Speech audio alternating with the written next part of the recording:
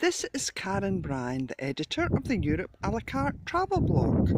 Today I'm at Crawick Multiverse by Charles Jenks, which is an outdoor sculpture park, I would call it, and I'm at the installation called Cosmic Collisions.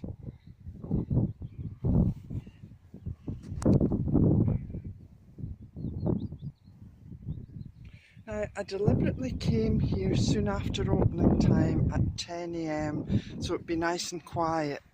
I'm really enjoying it. I've only seen 3 other people here, so I can really soak up the atmosphere. Now, I know they're going to start some streaming soon, so I thought I better take a video. Always dangerous backing because I backed into a stone. Luckily I didn't topple backwards. So I should be climbing up there in a few minutes. It's a lovely sunny day, a bit windy. I'm sure you can hear that in the video. But yeah, I was able to walk through the long grass without getting wet.